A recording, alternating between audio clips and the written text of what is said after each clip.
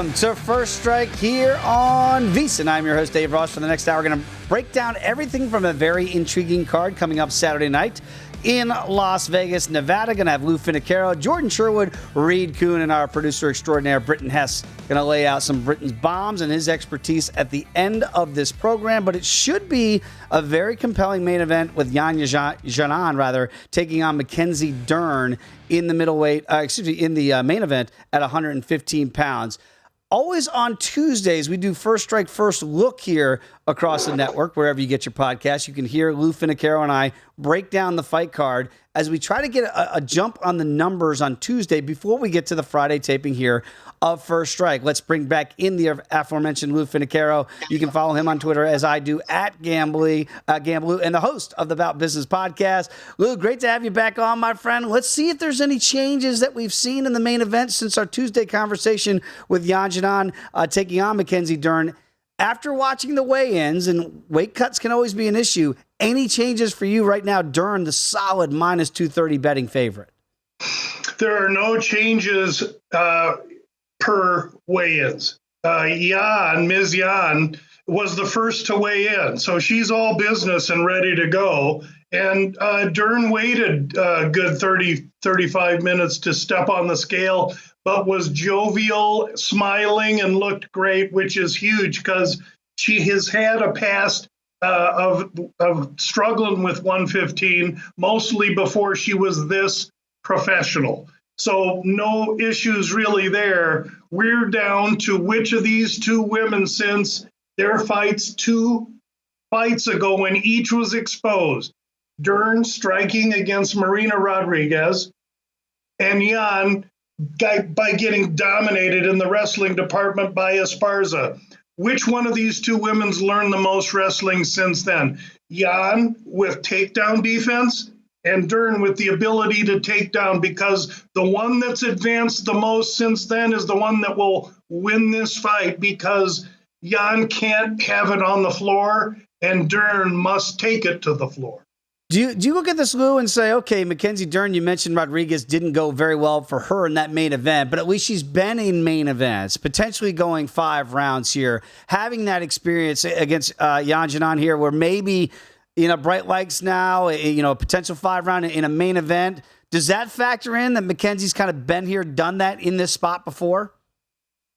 Not only that, Dave, but since Mackenzie's been in diapers, she's been in world-class Brazilian jiu-jitsu events and world championship competitions. This is second nature to her. And though she can win this fight on October 1st of 2020, that doesn't say anything about what happens after. I do think what you're implying is correct. I think Dern on a competition level is just a little ahead of the Chinese fighter at this particular juncture. Lou, what's fascinating to me when you look at the total, okay, and normally in women's bouts, you're going to see this, especially at 115 pounds, right? You're going to see most of these at 4.5, sometimes 3.5. Rarely do you see a 2.5, but we have one this weekend here tomorrow night, and that over, it's juiced, but not heavily, at minus $1.35 to play the over 2.5 rounds, plus money on the under at plus $1.05. Are you seeing this? This is a slight change now in the betting market, as I mentioned.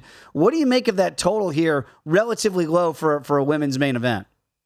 Relatively low at one location, but look at the other, and it's 4.5. Mm-hmm. And so all of a sudden, there are great opportunities in a 5-round fight with all those minutes to postulate about middles. Ooh. So to consider the fight to go over 2.5 and yet not to go to the distance on DraftKings minus 190, there's an interesting middle there. Now, I like middles better, 170 pounds and higher, where you got some power. These are 2 flies in a mason jar, so maybe it doesn't set up as well. Plus, I think if Dern's being coached right, she comes shot out of a cannon while these fighters are dry and takes down like a linebacker in the NFL and gets this over with in a hurry. I can't see a scenario where Dern wants this to go long. And that's interesting, too, because, again, we mentioned she's a solid favorite. To win by decision for Mackenzie Dern, would be minus $1.20 for the fight just to go the distance. Forget about picking a winner, plus $1.40. But your fight script there, Lou, really paints a picture there of Mackenzie coming out probably quicker than usual to try to get this fight down to the ground, use that BJJ background that she has. For Xiaonan, I guess the direct opposite, right? Where she's got to think about trying to keep this fight standing and utilize maybe that reach and see if she can pick off some points and maybe extend it that way. The longer it goes, the more Jan has confidence. The wetter, the more sweaty she becomes. These athletes are going to be sweating. It's slippery. It's harder to get a submission. I think Dern has to be coached. This is Hagler-Hearns for Ms. Dern. There it is, and one of the greatest 3-round fights I've ever seen in the history of boxing. Great analogy there. Let's go down the card a little bit here, Lou. And by the way, that middle scenario that you talk about, that's a great and very intriguing way to find some really profitable spots. If you think it goes over 2.5, but still ends up inside the 5 rounds, you can certainly look for those middle opportunities. Francisco Trinaldo, we know he's a veteran. He's a guy that's going to take a fight on short notice, and he's going to do it against the rude boy Randy Brown on Saturday. Is this a case where the old dog might be biting off too much than he could chew? Well, I'm a little surprised the UFC would do this to the old dog, to be honest with you. He's had so many 26 UFC fights. The guy's been there. He's seen it all, done it all. Now they give him this guy that's way younger, taller, longer, faster, more athletic. It's a cold world, the fight game. I see no real opportunity for Trinaldo, really a 155-pound fighter most of his career, now taking this fight at 170. He's given away an awful lot, and it's a tough situation for him. You can understand why he's a plus 270 underdog in this one with the rude boy Randy Brown, minus 325. I'm right there with you, as we used to say in the boxing game. There's no pension for old men, and they're certainly not in the UFC as well. So 44 still taking fights. You hope he can be competitive in this one, but you can understand that the odds are against him. When you look at Barcelos against Trevin Jones here, this is an intriguing matchup here because Trevin Jones, I'm never quite sure what you might get in the octagon on a given week. And right now he's a dog at plus $1.95. Rayoni right now minus 230 as the favorite here at 135 pounds. What do you make of this matchup? You know, two guys that came in kind of different. Jones, not a lot of fanfare, people questioning really his ability. And he shows up in his debut against a guy named Bautista from here in Phoenix, who's acclaimed and ices him. So he's more than what we thought, yet Barcelos came in with all the acclaim and has been very uneven and is less than we thought. So this is an interesting fight that you bring up between these two. The winner, I think, gets tremendous momentum. At the end of the day, to me, it's Barcelos with the talent, the flash, and the potential to move forward. I think Jones is more limited, and so I would lean to the favorite here. I want to talk about Brendan Allen, plus money right now, plus $1.10 against Krzysztof Jotko here. You know, Allen is a guy we felt like really a fast tracker, slowed down as of late here. He's still only 26 years young here against the 33-year-old Jotko, who is this slight minus $1.25 betting favorite. It's come down a little bit now. Allen plus $1.05, so he's taking a little bit of the money here. What do you make of this matchup here at 185 pounds? Well, first of all, these guys start as a pick 'em minus 110 each way. So any chance you can get in what I believe to be first of all, younger fighters, 5 years or more, win at 64% rate. Allen's 6 years younger. So he has that. He's the more well-rounded fighter. Jotko from Poland, erect, deliberate, does nothing spectacular, does everything very well. But there's no flash there. There's no finish there. He's primarily a decision guy. And if Allen's going to be who he's going to be, this is his come-out fight right here. And to catch him at an underdog, I think is a bargain. Allen plus 100, plus 105, or any kind of plus is, I think, a very good position for one to consider. Love that handicap. And again, first strike, first look, you and I talked on Tuesday, and it's always interesting to get your thoughts on Tuesday. And you had mentioned Julia Stolyarenko in her fight against Chelsea Chandler, and that you wanted to see the weight cut in this one. Did you glean anything from there from our conversation from a couple days ago? Yeah, Stolyarenko came right out, and Chandler came out late, and she looked like a gal that's had some health issues, which is why her camp requested the fight be at 140 instead of 135. Stolyarenko is an extremely limited UFC potential athlete. That said, she has experience over the other girl, and I would lean to Stolyarenko in a fight where Chandler opened minus 120, minus 125. Now the favorites have switched. If that's a position for me, it won't be a very big one, but I lean Stolyarenko here based on the medical situation and the other girl needing to request a weight change. Got about 45 seconds to go, Lou. Tell the people what they get when they tune in and listen to the Bout Business podcast each and every week. Well, first of all, Dave, I want to thank everybody for having me on. This is a spectacular show you guys do, and the benefit is the viewers that get to watch all these opinions. The Bout Business podcast is nothing more than 16 minutes of my opinion on the fights each week that there's a UFC card, and I appreciate you bringing it up. Good luck to everybody on the fights this weekend. Should be a great card. Well, appreciate the shout out for First Strike, but Lou, you are a big part of it, my friend. So each and every week, we love having your opinions here in this podcast, and they are very profitable to boot. There he is, everybody. Lou Finocchiaro. Enjoy the fights on Saturday, Lou. We'll catch up with you again next week when we come back, going back to the great city of Chicago to catch up with Jordan Sherwood and get his thoughts. Come on back. It's First Strike on VSiN, the Sports Betting Network.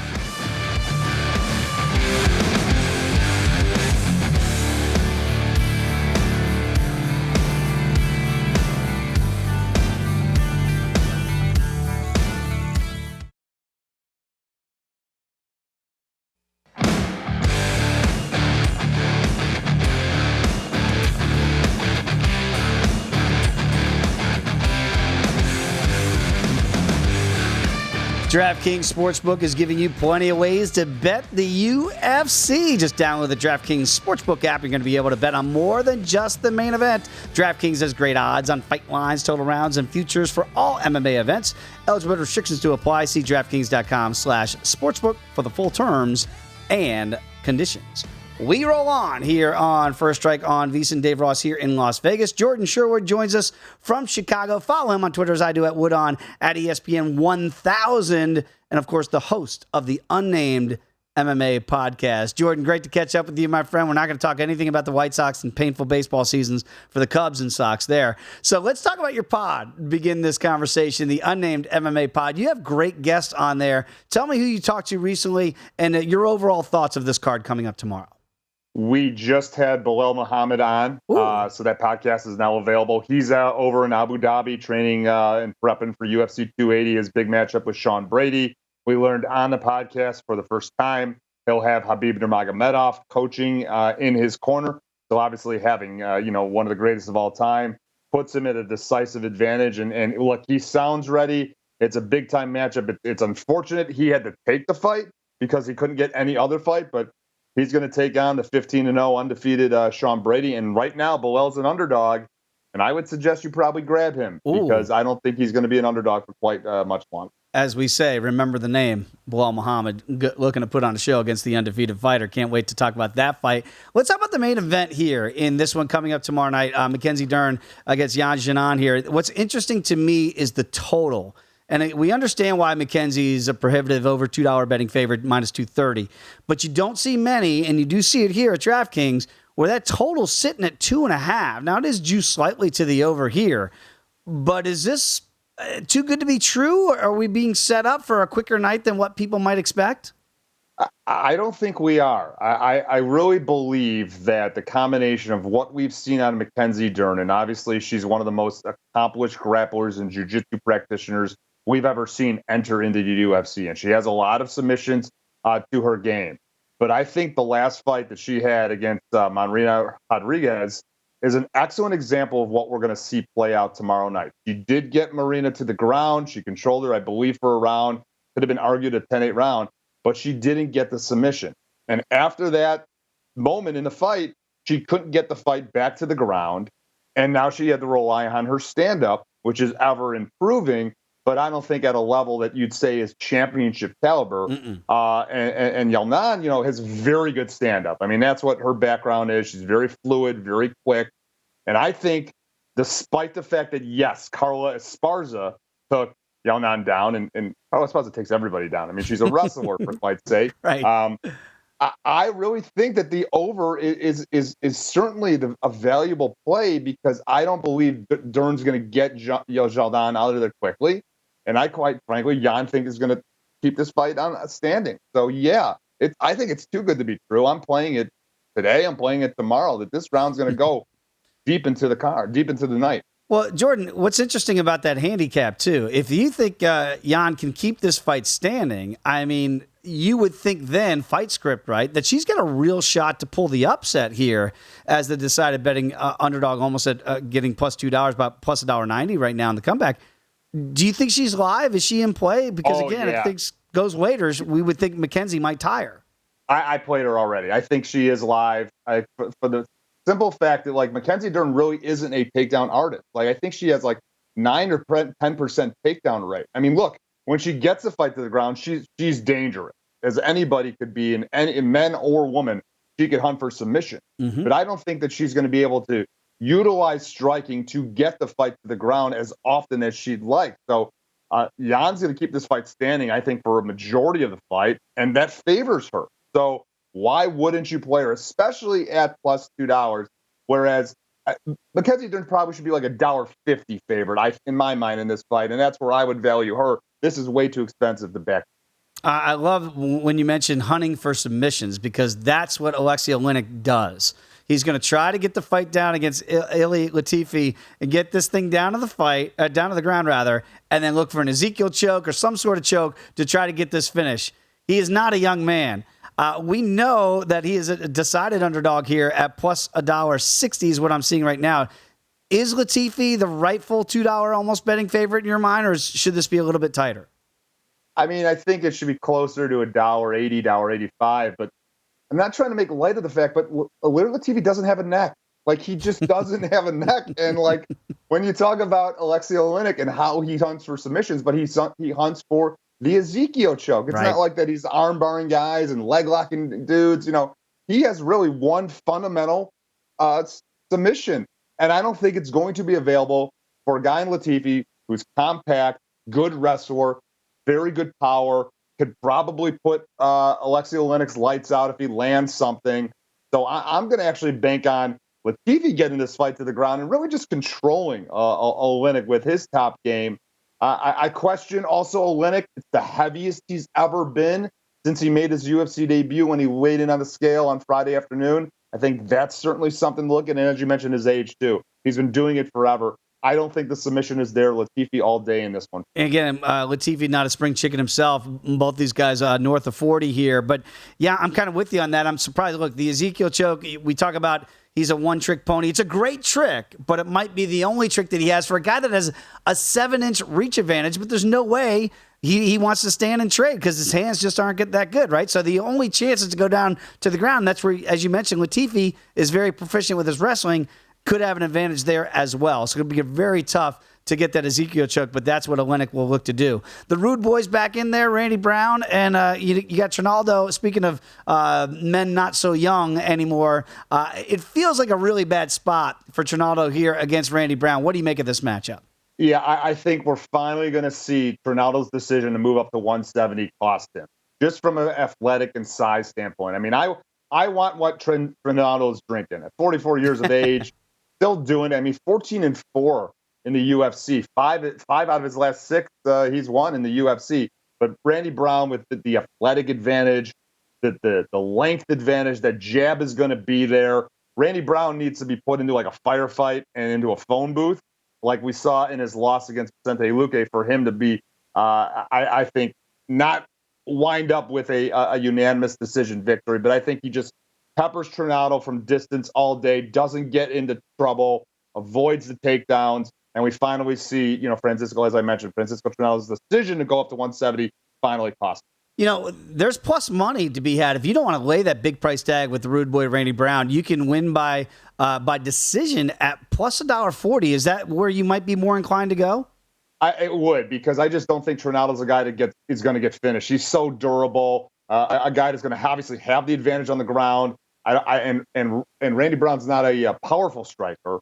But I think the one thing you'd worry about is maybe Trinaldo landing something early if you want to favor him. But I think Randy Brown all day. I think 29-28, maybe a 30-27 on one judge.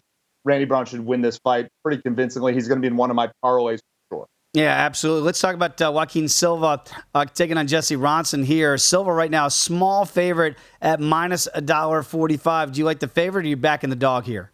I'm backing the dog. I just don't have confidence in Silva to do what he should be doing and taking this fight to the ground and hunting him for submission. He's been stopped his last 2 times via strikes. The guy likes to stand into the center of the octagon and bang. That's Ronson's wheelhouse for me. So I think, look, if Silva's smart and he gets the fight to the ground, then the finish is there.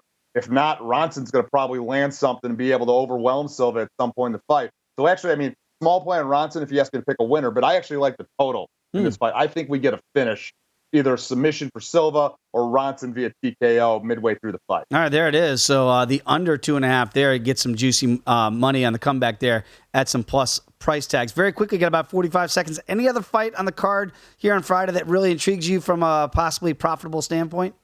I'm surprised that Brandon Allen's the underdog. I think he should be the favorite. I mean, kind of guys that match up extremely well, but Jocko needs to be against like a one-dimensional fighter for him to really utilize his submission grappling, his wrestling. Allen's pretty good there. I think he's got more a variety of strike. He could go hard for 3 rounds. So I think the wrong guy is favored in that one. We talked about that with you 2 weeks ago. A couple of matchups where the wrong fighter was favored. I think Allen should be the favorite, so I'm going to side with him, especially at plus. And you see there, too, Jordan, if you like Brendan Allen, possibly get this done inside the decision by KO, TK, or DQ, plus 550, would you be tempted by that, maybe seduced by the juice, if you will? A little bit risky. I think Jocko's a tough out. You know, I think we saw him get finished via strikes several fights ago against Uriah Hall. I think it was years ago. But outside of that, he's not a guy really that gets finished in my mind. But I think Brendan Allen, it's going to be a grappling fest for sure. But Allen should have the decisive advantage. So no play for me on the inside the distance. Just take the winner. There he is. Everybody follow him on Twitter as I do at Wood on ESPN 1000. Jordan, enjoy the fights. Cash some tickets. We'll catch up again next week. All right, Dave. Good to talk to you. Thanks. There he is, everybody. When we come back, Reed Kuhn's going to join the program next from Washington, D.C. It is First Strike on VSiN, the Sports Betting Network.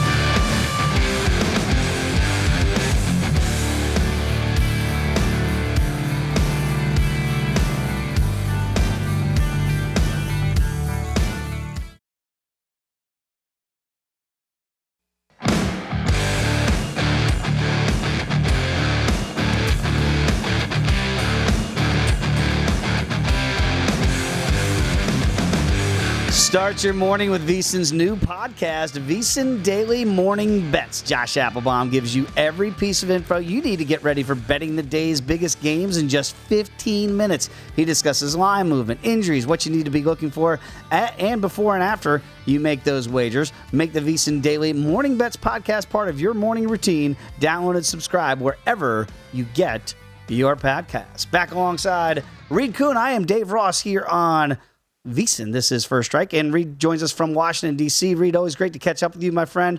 I do see the you got some drinks back there if you have a profitable Saturday night, which you tend to do, and I'm sure you'll break into some of that. Let's get to this card, and one fight that we've talked a lot about so far to begin this show today is Latifi against Olenek, and these are two guys north of 40. We joke about Illy really not having a neck to grab a hold of if you're trying to get to an Ezekiel choke, if you're the boa constrictor here, and Alexei Olenek. What do you make of this matchup here? And I'm a little bit surprised right now that it's only minus $1.80 for Latifi. What do you make of this matchup? Yeah, I agree with you. I think the no neck is a factor here, but more importantly, it's the wrestling base. You know, you hope it doesn't get to that where he's actually fighting off chokes. He's probably not going to get taken down. He's never actually been taken down in the UFC. Latifi has 100% takedown defense, but hasn't really been tested all that much. Yet again, Olenek, not really the aggressive offensive wrestler. Yes, he's got the chokes, he's got the submissions, but can he take this down when Latifi knows that's all he has? And so I think Latifi is going to just go off his back foot. He lands one punch on a 45-year-old. I think that's going to do some damage. He knows he doesn't want to go to the ground. And it's weird for a wrestler to say, nope, I'm going to keep this standing. If Latifi does that, though, I think that's the smart move. And he eventually does some damage. Now, this fight also combined age. We're pushing 86 years of combined age. This is an old man's fight at heavyweight. It's going to be slow. It could be ugly at times, but I'm hoping Latifi lands something on the way in. You know, it is amazing. You mentioned that Olenek made his career debut back in 1996 as Britton Hess did the crack research on this, and he fought 3 times on his debut. He looks like a guy now. He don't want to fight 3 times in a year, let alone in one day. So you mentioned the pace, that it's probably going to be very slow when you get a 45-year-old against a 40-year-old. The over is juiced a little bit, not ridiculous here at a round and a half at minus $1.35. Do you think this might get at least halfway through the second round? Yeah, I avoid the over-unders on the heavyweights. Clearly, there's a lot of finishing potential. It's either Alina closes the distance and gets that choke, or Latifi catches him. But you got to debate, when is that going to happen? Are they going to be staring at each other for a round, waiting for position, just gauging each other? Latifi has the luxury of waiting, basically, and hoping to pop that. So I'm going to avoid the 1.5. Maybe you take a heavily juiced inside the distance and throw that in your parlay, give yourself a little bit more time. But I'm avoiding the 1.5. I'm talking with Reed Kuhn again. Follow him on Twitter as I do at Fightnomics. He's the author of a book of the same name. Great analytical data here that you come up with each and every week. Let's talk about Barcelos against Jones here.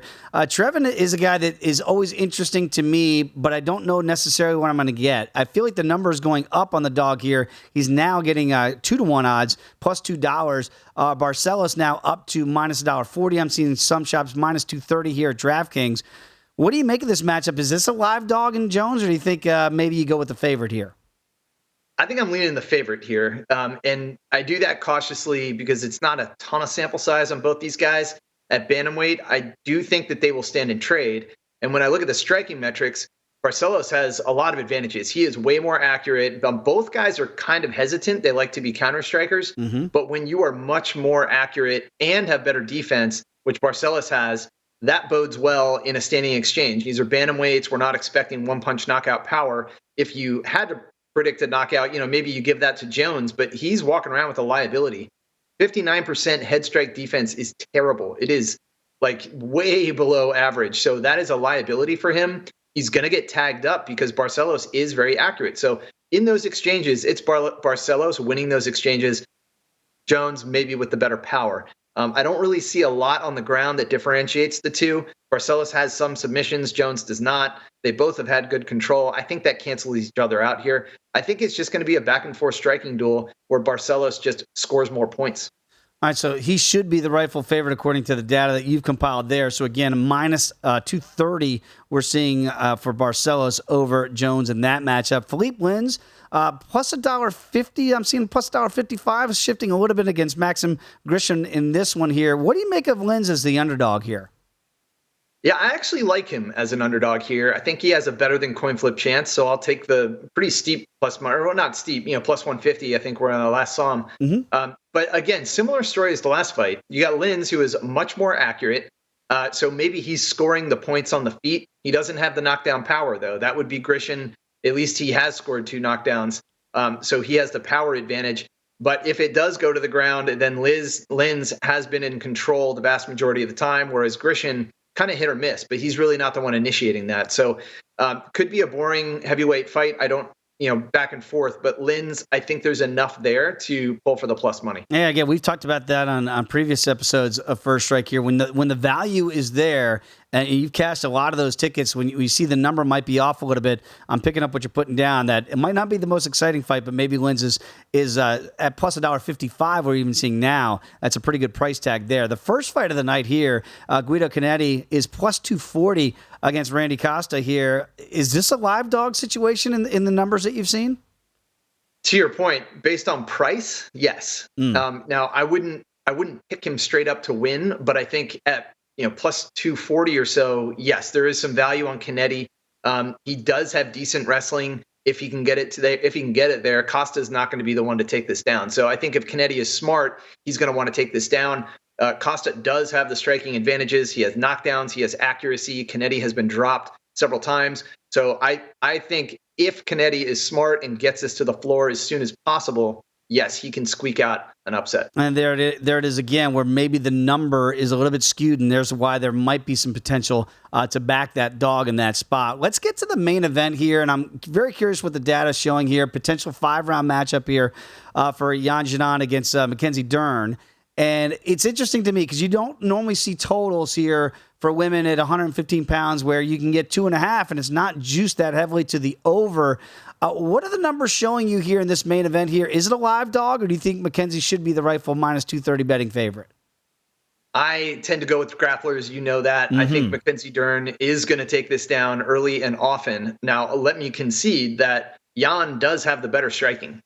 The question mark is whether or not Mackenzie keeps getting better and evolving her striking game, but her grappling absolutely is the differentiator here. It is elite. She attempts more than 2 submission attempts per trip to ground. So as soon as she gets it there, she is actively working for submissions. And that's why you're seeing that total, because there's a lot of finishing potential if Dern gets that position. And I got to go with that. I don't think the 65% takedown defense for Jan is going to hold up long enough that she can win enough rounds or maybe get a knockout. I think eventually Dern gets this down, and that's where she finishes it. And she's got a lot of time to work here in the main event here, potentially 5. So again, 2.5 only juiced at minus $1.35. So I think the betting market is telling you this could be a quicker night than maybe what we would anticipate. When you want data, you like people that have been in and around the octagon for a long time. You're going to get that in the co-main event here. Certainly when you have the rude boy back in there, Randy Brown, against Ronaldo. And you look at Francisco, one of the oldest fighters on the roster here. He's a huge underdog, plus 270 here at 44 years of age. Is there any data points that's saying to you that this could be a live dog, or is this all things pointing to Randy Brown? I like Randy Brown here. Ronaldo isn't really the grappler that you would expect him to be. He's kind of got a grinder mentality. He works hard. But at 44, how much of that pace can he put in? And also, how much of the liability is his chin? 44, he's not the oldest guy in the card because of Olenek, but normally he would be. You got a massive 12-year youth advantage for Brown here. He's going to have an 8-inch reach advantage on top of that. So if he wants, he can force Ronaldo to fight an uphill battle. And that means picking his shots. And Randy Brown does have some knockdowns. He does have superior accuracy. So I think Ronaldo is just going to get tagged up. And at this age, this level of damage, it might not take very long for it to add up. So I really do like Brown here. Wow, and Randy Brown, by the way, I mentioned this earlier, but plus money here if you think it goes the decision if Ronaldo can hold up. Plus $1.40 for Randy Brown if you don't want to lay the over $3 betting price tag there. Very quickly, about 45 seconds, Reed, any other fight on the card that really you might find some value here on a Friday? I am eyeing Brendan Allen. I think that fight is going to be very close. Jotko is super tough, obviously, busy as well. But Brendan Allen is pretty talented. He's faced arguably better talent. So I think if it goes to a decision, we could see a split decision. And if you're going to get plus money on Brendan Allen, I think that could be value. Not a huge play, but a value play. And there it is right now, plus $1.05 for Brendan Allen. That is a very intriguing fight as well. And all of our experts so far in agreement that that's a live dog there for Brendan Allen at the small plus price. Reed, really enjoy it, man. Always enjoy catching up each and every week. Enjoy those drinks on Saturday after another profitable weekend. Enjoy the fights, my friend. There he is, everybody. When we come back, Britton Hess joins the program right here, First Strike on VSiN, the Sports Betting Network.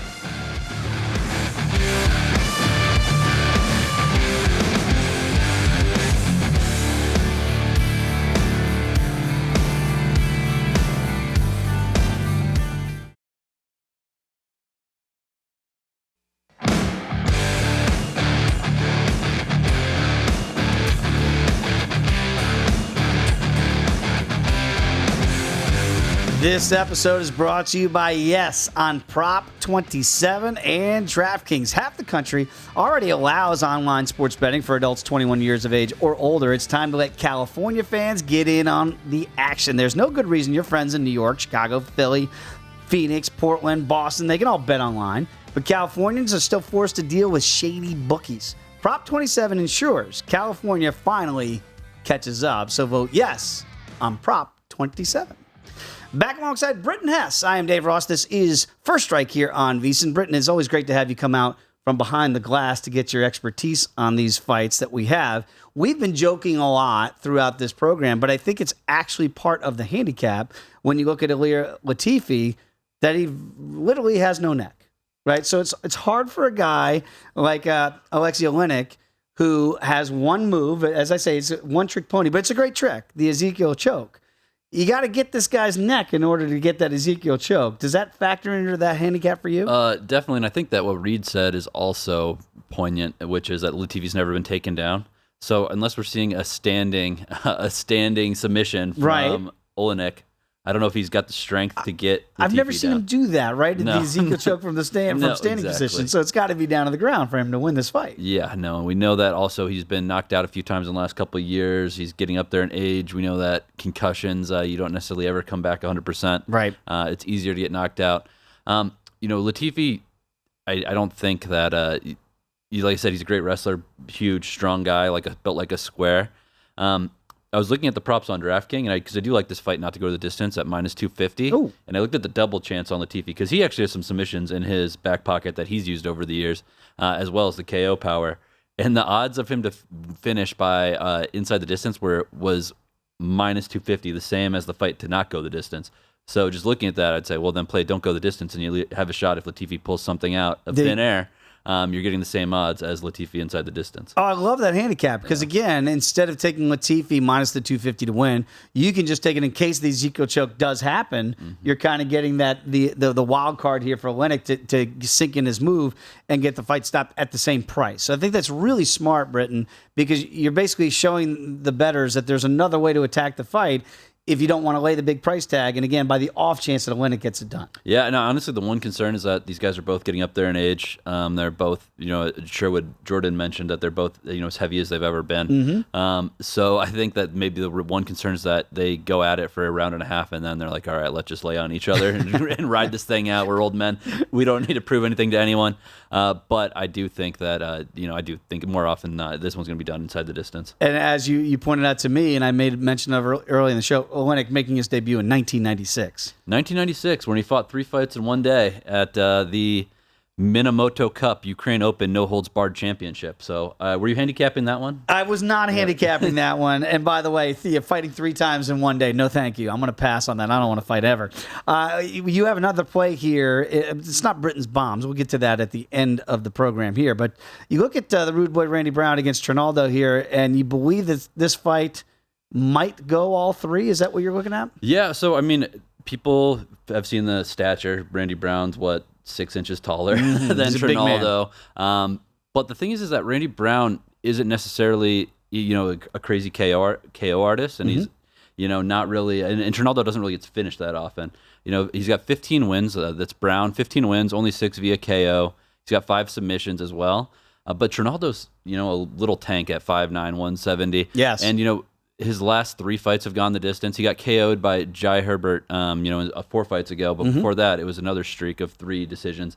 He has a habit of going the distance, so I really like that fight to go all 3 rounds. And then I also think that Randy Brown would be a decision plus 140 is a good way to find value on that one. Totally agree. And by the way, I think that's exactly the handicap I had on this fight. Instead of laying, even though you believe Randy Brown at minus 325 is the rightful over $3 betting favorite, to get plus money with the probability that he's going to win relatively easily on the cards, it's really going to be tough to see Trinaldo at his age now winning a fight via decision. If there was a pathway for Trinaldo, what would it be? I think it would be getting him down somehow and holding him down and kind of scoring ground and pound or also clinch against the cage.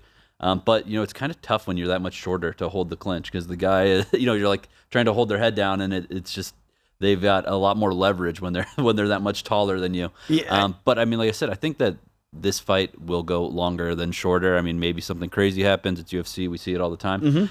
But yeah, I think that Trinaldo's path is clinching against the cage and kind of trying to hold him there and score points where he can. And then I think that, Randy Brown can just try to outpoint him and score from the outside. And Trinaldo's doesn't leave himself open too often. So no, again, and you look at the advantages that Randy has, right? He's got an 8-inch reach advantage. He's got a 4-inch height advantage, and he's 12 years younger. So all of those things lining up for the Rude Boy Randy Brown. With that said, I think that the the back alley handicapping, bar room handicapping is people like, oh man, look at how big he's, look at that reach. He's so much younger, he's just going to knock him out. And it's like, well, that's not necessarily Randy's game, and that's not really how Francisco loses all that often. And that's why a plus money, plus $1.40 Brown by decision might be the best way to handicap that fight. Before we get to the main event, I want to talk about Borshev against Davis, because I think you have a lean here that maybe this one ends a little bit quicker than later. Yeah, I mean, so we talked about it last week, right, where Njokuani and RoboCop were fighting. Oh, man. And I was saying that, these guys are both in the UFC to get KOs, even though RoboCop does have the submission and the grappling background. He doesn't really use it anymore. And I just said, you know what, just don't worry about who gets it. Somebody's going to get a KO. In Borshev's last fight, we saw him lose to Mark Diakese. Mark Diakese just wrestled him, held him down. UFC's like, what the heck? Vlachev is a fun fighter, but if we pair him up with a guy like this, we don't get a fun fight because he just gets held down. So Mike Davis is another guy who's in the UFC because he's a KO artist. I think that going the same way we did last week, and saying that this fight ends via KO minus 105. Is my best way of handicapping this fight, my best path to profitability on this one. See, and again, what Britton's doing, and it's a great exercise, is instead of trying to pick the winner in what should be a rock'em sock'em fight like you're referring to from RoboCop a week ago, instead of picking the winner, you're going to get, because that could feel more like a toss-up with those hands flying, minus $1.05 for one guy to get the knockout on somebody else. I mean, that is an easier way of shortening down those price tags. Yeah, and I mean, Borshev has one decision win, and both of his losses are via decision as well. But so that's 3 out of 9 fights have gone the distance, 3 out of 8 that have gone the distance. And then Mike Davis, on the other hand, too, has 7 KOs and 9 victories. He hasn't been KO'd, but he's been submitted. But I just think that these guys are going to stand and bang. Maybe there's potential that both of these guys respect each other's power and don't really want to force anything. But at the same time, I think they both know why they're earning a UFC paycheck, so they're going to be hunting for that finish on the feet. I think it's a great handicap, and again, that's why you're the brains behind the operation here at First Strike. Do you have a Britton's bomb ready to go? And if you don't, we'll just get to the main event, because I want to get to that with you as well. No, I mean, honestly, my bomb would be the Borshev Davis ends via KO minus 105. I think that is my favorite play on here. That's the official Britton's bomb. And again, based off of Borshev's last fight, where he kind of was confused out there. It's like, what the heck? I'm trying to knock this guy out, and he's just tackling me. I think that he's going to want to prove something. So he's going to be forcing action. It might be to his detriment. Like, I wouldn't say necessarily play him 1 plus 155. Right. But I would say that somebody's getting KO'd in this fight. All right, that is the official Britton's Bombs pick for this week. All right, let's get to the main event here, because talking to our experts, and this is why I love to get the different viewpoints that we have here. It does feel like the pathways for Mackenzie Dern. We know she wants to utilize that BJJ. She wants to get the fight down to the ground, but getting the fight down to the ground, that's not what Jan wants to do. She wants to keep the fight standing here, and Xiaonan would love to make this potentially a 5-round matchup. How do you view what we think we're going to see in the main event? I think that the odds are a little bit long on Mackenzie Dern. I think that she should be the favorite. I think Sherwood echoed these sentiments, but I think Jan is live here, and I think that Dern, she's somebody who's like the hype has always been a lot. There's larger always been than a lot of hype there, and it's not necessarily been backed up too often in the octagon. She's obviously got some wins, but like she lost to Marina Rodriguez, the biggest name she's fought, she's lost to. Right. I remember when she fought Virna Jandiroba, who's another jiu-jitsu artist, and like I thought she lost that fight, but she ended up winning the decision. So she's got, I don't know, 3 submissions in the UFC, but against a lot of people that we probably couldn't pick out of a lineup. But she's hyped up as like this next big thing in the division. I think Sherwood was pointing out that like she doesn't actually get too many takedowns. She's not that adept at that. I mean, when she gets on top of you and has got good position, sure, she knows how to finish. But I don't think she can consistently get there. And I think Jan has got a lot of energy. I think Reed said two flies in a mason jar. Yeah. And I think that's accurate. So I think that this could be a little bit more of a back and forth fight than the odds would indicate. If it's more back and forth, and maybe it should be, it's a little bit mispriced here for Mackenzie Dern. We are trying to point that out. She should be the favorite. We understand that, but maybe not a $2 $2.30 betting favorite. The total rounds here very quickly in the last 45 seconds we have. Is he over in play at minus $1.35, 2.5? I think it is, and I also just want to point out, we've been paying attention to scoring over the last several months on here. I think Jan's going to score more points on the feet. So unless Dern is able to do something, that either finishes the fight or is devastating on the ground. I think that Jan could actually have a good shot at winning in the decision here. Should be a pretty good main event. Britton, always appreciate your thoughts, man. Yeah. Great stuff as always. Want to thank Reed Kuhn, Jordan Sherwood, and Lou Finocchiaro. Enjoy the fights, everybody. We'll see you next week here. First Strike on VSiN, the Sports Betting Network.